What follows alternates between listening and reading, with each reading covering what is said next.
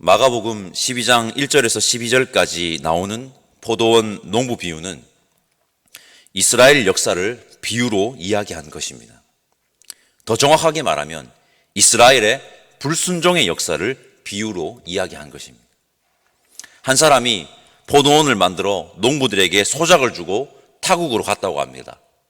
때가 되어 농부들에게 포도원에 소출 얼마를 받으려고 보냈는데 농부들은 소출을 주지도 않고 포도원 주인이 보낸 종들을 잡아서 때려 돌려보내버렸습니다. 포도원 주인은 다른 종들을 또 보냈지만 결과는 마찬가지였습니다. 심지어 주인이 보낸 종들을 죽이기까지 했다고 합니다. 이것이 이스라엘의 역사입니다. 불순종의 역사죠. 수많은 사람들이 하나님의 보내심을 받아 하나님의 마음과 말씀을 선포했습니다. 그러나 그들은 그 말을 듣지 않았습니다. 어디서 헛소리냐 하면서 때렸습니다. 구약 성경을 보면 하나님의 말씀을 전하다가 무고하게 죽임을 당했다는 것을 확인할 수 있는 구절들이 있습니다. 그 주인은 종이 아닌 자신의 아들을 최후로 보내기로 합니다. 그 주인은 아들을 보낼 때 자신의 아들은 존대할 것이라고 여겼다고 합니다. 그 예상은 빗나갔습니다. 농부들은 상속자인 아들을 죽이면 포도원이 우리의 것이 되리라고 생각하고 그 아들마저 죽였다고 합니다. 주인이 되고자 했습니다. 주인이. 그 아들이 누구십니까? 바로 예수 그리스도이십니다. 여러분, 인간의 불순종의 문제는 과거의 이스라엘 역사에만 존재했던 문제가 아닙니다. 십자가는 과거, 현재, 미래 모든 인류를 위해 일어난 사건입니다. 이 불순종을 이스라엘의 역사에만 있었던 문제로 여겨서는 안 됩니다. 지금 우리에게도 일어나고 있습니다. 우리에게 하나님의 말씀과 마음을 외면하고 짓밟아버리는 불순종의 모습이 없는지 오늘 이 새벽 우리 함께 살펴보았으면 좋겠습니다. 돌아보았으면 좋겠습니다. 그리고 우리의 주인이 우리가 아니라 하나님임을 반드시 기억합시다. 우리는 주인이 될 수 없습니다. 하나님이 주인이십니다. 10절 말씀 우리 함께 읽어봅시다. 10절입니다. 너희가 성경에 건축자들이 버린 돌이 모퉁이 머릿돌이 되었나니. 아멘. 여러분, 그들의 불순종은 절대 성공할 수가 없습니다. 그들이 할 수 있었던 가장 큰 악은 주인의 아들을 죽음으로 내모는 것이었습니다. 그들은 그렇게 예수님을 십자가로 내몰았습니다. 그러나 하나님의 아들 예수 그리스도는 건축자들이 버린 돌이 모퉁이의 머릿돌이 되었듯이 죽음을 이기고 부활하십니다. 불순종은 절대 성공할 수가 없습니다. 왜입니까? 예수님은 죽음을 이기신 분이시기 때문입니다. 불순종은 성공할 수 없습니다. 새기셔야 합니다. 우리는 불순종을 택하지 말고 순종을 택하는 자들이 되기를 간절히 소망합니다. 순종만이 답입니다. 다른 답이 없습니다. 우리 13절과 14절 말씀 우리 한 목소리로 함께 읽어보겠습니다. 그들이 예수의 말씀을 책잡으려 하여 바리새인과 헤롯 땅 중에서 사람을 보내매 와서 이르되 선생님이여 우리가 아노니 당신은 참되시고 아무도 꺼리는 일이 없으시니 이는 사람을 외모로 보지 않고 오직 진리로서 하나님의 도를 가르치심이니이다. 가이사에게 세금을 바치는 것이 옳으니까 옳지 아니하니이까. 바리새인과 헤롯 땅 중에서 사람을 보내서 예수님에게 당시 가장 예민했던 문제였던 세금 문제로 예수님을 한번 걸어서 넘어뜨려 보려고 했습니다. 그들은 가이사에게 세임금을 바치는 것이 옳으냐고 예수님에게 질문합니다. 제가 15절 중간 부분부터 17절까지 말씀을 한번 읽어보겠습니다. 예수님의 대답입니다. 예수께서 그 외식함을 아시고 이르시되 어찌하여 나를 시험하느냐? 데나리온 하나를 가져다가 내게 보이라 하시니 가져왔거늘 예수께서 이르시되 이 형상과 이 글이 누구의 것이냐? 이르되 가이사의 것이니이다. 이에 예수께서 이르시되 가이사의 것은 가이사에게, 하나님의 것은 하나님께 바치라 하시니 그들이 예수께 대하여 매우 놀랍게 여기더라. 가이사의 것은 가이사에게, 하나님의 것은 하나님에게. 아주 유명한 대답입니다.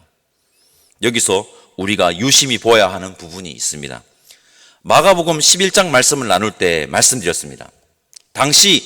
당시에는요, 성전 안에서만 사용하는 화폐가 있었다고 제가 말씀을 드렸습니다. 성전 안에서는 다른 화폐를 사용하지 못했으며 특히 오늘 본문에 나오는 데나리온은 가지고 있으면 안 됩니다.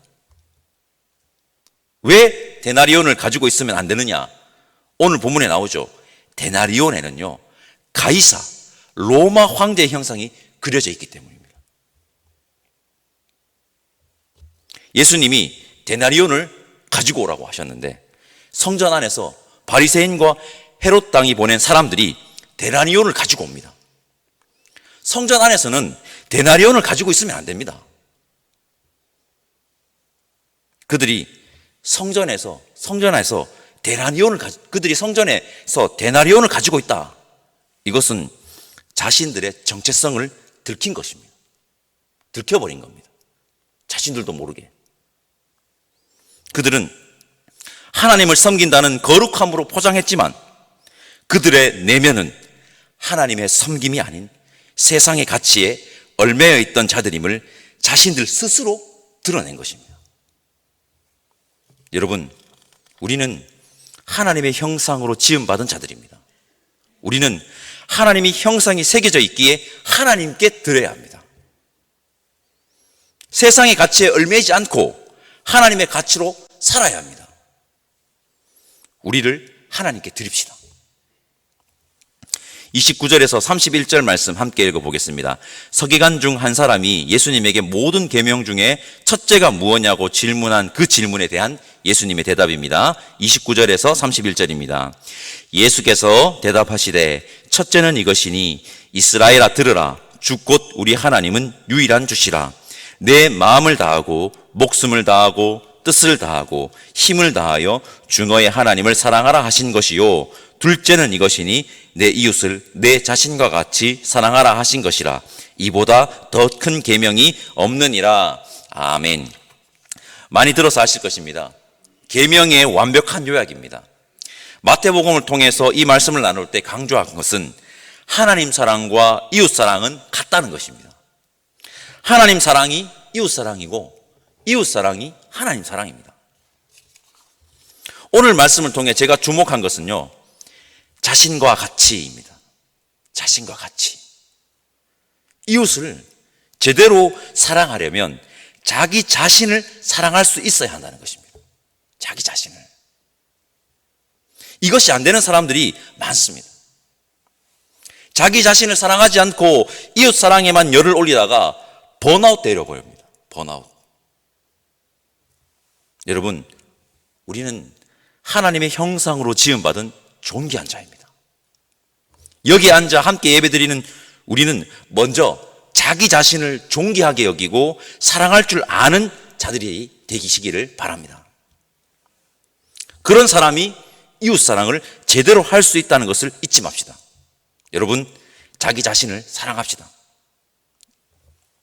38절과 39절 말씀 우리 한 목소리로 함께 읽겠습니다.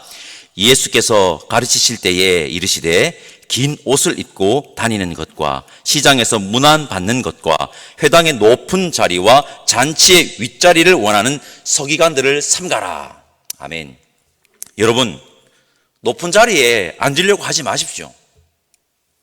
낮은 자리로 가십시오. 우리가 왜 낮은 자리로 가야 하는지 아십니까? 말씀드리겠습니다. 낮은 곳에 예수님이 계시기 때문입니다. 높은 자리에만 있으면 예수님을 만나지 못합니다. 우리 예수님은 낮은 곳으로 오셨고 낮은 자리에 계십니다. 높은 자리 말고 우리 낮은 자리로 갑시다. 낮은 자리로. 41절에서 44절은 가난한 가부가 두렙돈을 헌금한 것을 예수님께서 가장 많이 하나님께 드렸다고 칭찬하는 내용입니다. 두렙돈의 가치를 현재 가치로 환산하면 노동자 하루 품삯을 10만 원으로 잡았을 때 1,500원 정도입니다. 1,500원. 이 본문을 통해 말씀드리고 싶은 것은 우리가 부여하는 가치와 하나님이 부여하는 가치는 다르다는 것입니다. 우리가 부여하는 가치와 하나님이 부여하는 가치는 다릅니다. 그러니 여러분 중요한데요. 우리는 함부로 누가 더 가치 있다고 말하면 안 됩니다. 안 됩니다. 그렇게 하면. 예수님은 가부를 칭찬합니다. 왜 칭찬합니까? 전부를 드렸다는 것입니다. 전부. 전부가 1,500원이었다는 사실은 너무 가슴 아픈 일이지만 오늘 본문을 통해서 우리에게 말하는 것은 우리 역시 전부를 드려야 한다는 것입니다. 전부를. 우리 역시 하나님께 전 삶을 드릴 수 있는 가부의 믿음을 소유하시기를 바랍니다. 성도 여러분, 그리스도인으로 살아간다는 것이 십자가의 길을 따른다는 것이 그리 녹록하지 않은 여정인 것 같습니다. 저 역시 복음서 말씀을 준비하면서 성도님들에게 너무 힘든 것들을 말하는 게 아닌가라는 생각을 수십 번도 넘게 하고 들었습니다. 그렇게 기도하는 중 이런 마음이 밀려왔습니다. 무슨 말이야? 진짜 복을 누리는 것을 함께 나누고 있는데 진짜 복을 누리는 길입니다. 진짜 복. 여러분, 우리 힘냅시다. 우리 힘내서 십자가의 길을 걸어갑시다. 우리 불순종이 아닌 순종의 삶으로, 세상의 가치가 아닌 하나님의 가치로, 높은 자리가 아닌 낮은 자리로, 그리고 일부가 아닌 전부를 드리는 삶을 살아가는 자 되기를 간절히 소망합니다. 하나님이 우리와 함께 하실 것이며 우리는 진짜 복을 누리게 될 것입니다. 기도하겠습니다. 사랑의 하나님, 감사합니다.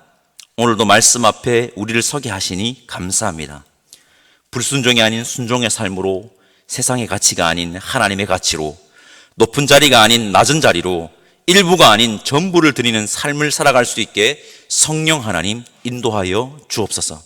그렇게 살기로 다짐하고 살아내는 자들에게 하늘의 복, 진짜 복, 하나님의 복을 허락하여 주실 것을 간절히 바라옵고 감사드리며 예수님의 이름으로 기도드립니다. 아멘. 하늘에 계신 우리 아버지, 아버지의 이름을 거룩하게 하시며 아버지의 나라가 오게 하시며 아버지의 뜻이 하늘에서와 같이 땅에서도 이루어지게 하소서. 오늘 우리에게 일용할 양식을 주시고 우리가 우리에게 잘못한 사람을 용서하여 준 것 같이 우리 죄를 용서하여 주시고 우리를 시험에 빠지지 않게 하시고 악에서 구하소서. 나라와 권능과 영광이 영원히 아버지의 것입니다. 아멘.